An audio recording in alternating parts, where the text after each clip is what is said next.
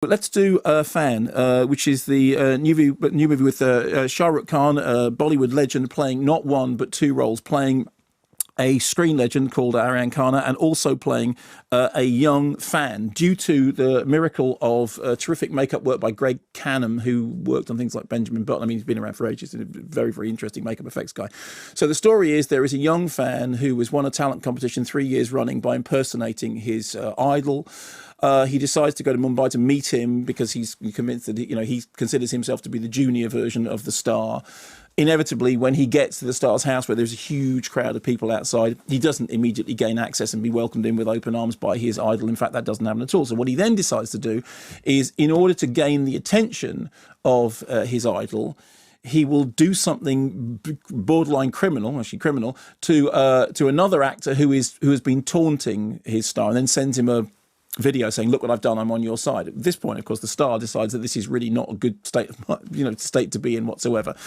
He ends up basically shunning him, and inevitably, as will happen in this story, the shunned fan then decides that actually, if he's not going to be loved, if he's not going to be adored, then what he's going to do is to become destructive. Now, it's a story that you've heard lots of times before. I mean, some people have cited Misery. I think there's a stronger comparison with the themes of King of Comedy. What I like about the film is this. Firstly, it's a rip-roaring watch. I mean, yes, there's a certain element of preposterousness in it, but actually that preposterousness is kept, I think, pretty. I mean, the score is cranked up all the time. Everything's sort of turned up to 11. But I thought what it did was played off that, Jekyll and Hyde, the two sides of the same coin, two different faces of the same sort of personality, the young, the old. I thought it did that really well, and I thought the central dual performances were done well enough that you actually do completely believe in these as being two separate characters. Secondly, I like the idea. I always like that thing about the darker side of fandom, and there are a couple of moments in the movie in which it does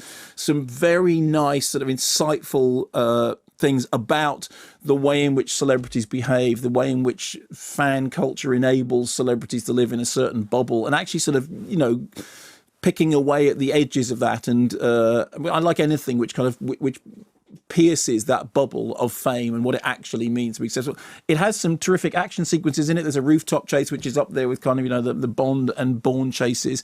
And most importantly, all the time I was watching it, I thought, for all its over-crankedness, it's actually keeping me interested in the interpersonal dynamic between these two characters, because it's a terrific central performance, or terrific central performance is. It's a good idea for a script. It's kind of globetrotting in its in its location. So it goes Delhi, Mumbai, and then London and Dubrovnik. And so it's, you get a real sort of travelogue sense of having seen the world. You remember when you used to go to the cinema because it was a way of traveling around the world? Well, you get that with this. But you also get, exciting action sequences, good psychological thrills, some sort of satirical underpinning, which did, as I said before, reminded me of King of Comedy. And you come out at the end of it thinking that was a really good, enjoyable, ripping, breathtaking romp with a terrific central performance. What's it called again? It's called Fan, which kind of does what it says on the tin.